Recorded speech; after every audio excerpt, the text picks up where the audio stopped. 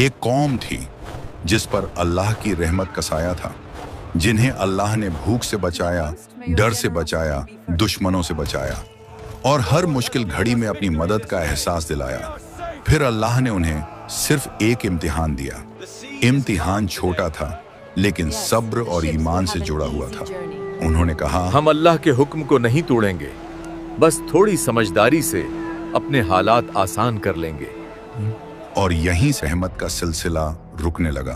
फिर एक रात अल्लाह का फैसला आया।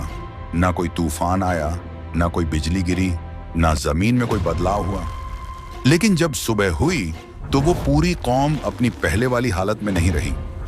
जो लोग कल तक अल्लाह के बहुत करीब थे, आज उनकी सूरत और हालत बदल चुकी थी। ये वाकया है असहाबे सब्त का, और यह सिर्फ इतिहास नहीं बल्कि हर दौर के लिए एक सीख है।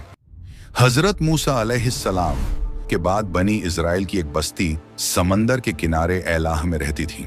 यह इलाका अल्लाह की नेमतों से भरा हुआ था। समंदर की ठंडी हवा, धूप की गर्माहट और लहरों की खुशबू, हर चीज सुकून और इत्मीनान देती थी। ये लोग अल्लाह को जानते थे, उसके बताए हुए नियमों से वाकिफ थे, लेकिन दिलों में एक पुरानी आदत बाकी थी, वादा करना और फिर अपनी सहूलत के हिसाब से उसे बदल लेना। उन्होंने कहा, एक बार कानून में हल्का सा फर्क करने से क्या फर्क पड़ेगा, हम बाद में माफी मांग लेंगे।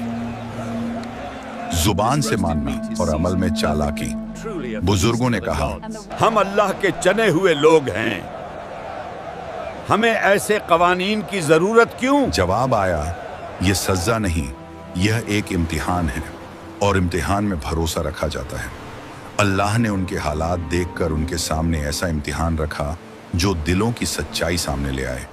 उन्हें हफ्ते के सिर्फ एक दिन, सब्त, अपनी रोजमर्रा की व्यस्तता रोकने को कहा गया, इस दिन कारोबार मत करो, इस दिन दूसरी मशगूलियत छोड़ दो और खुद को इबादत के लिए वक्फ कर दो। शहर में बातें फैल गईं। एक शख्स बोला, सिर्फ एक दिन की बात है, अल्लाह के लिए रुक जाएंगे। दूसरा मुस्कुराकर बोला, देखते हैं उस दिन क्या होता है जब समंदर मछलियों से भर जाएगा। और फिर इम्तिहान सामने आ गया। जिस दिन शिकार मना था, उसी दिन समंदर मछलियों से भर गया। ताजी और बड़ी मछलियां किनारे तक आती दिखाई देने लगीं। ऐसा मंजर पहले कभी नहीं देखा गया था। ये एक साफ इम्तिहान था। रात का सन्नाटा शहर पर छा गया। घरों के अंदर बेचैनी बढ़ने लगी, छोटी छोटी बातों पर बहस होने लगी। तभी दिलों में गलत सोच ने जगह बनानी शुरू की। कहा गया, यह दिन सिर्फ एक रास्ता रोकता है, अगर तरीका बदल लिया जाए तो बात संभाली जा सकती है। लोग एक दूसरे की तरफ देखने लगे। उनके चेहरों पर एक ऐसी मुस्कान थी जो उन्हें एक मुश्किल नतीजे की ओर ले जा रही थी। एक आदमी बोला, अगर ऐसा इंतजाम हो जाए कि मछलियां खुद ही फंस जाएं, तो हम कुछ नहीं करेंगे। दूसरे ने कहा, हम रास्ते बना देंगे, मछलियां खुद आ जाएंगी और हम बाद में उन्हें निकाल लेंगे। उन्होंने समंदर के किनारे जाकर अपने हिसाब से इंतजाम किए।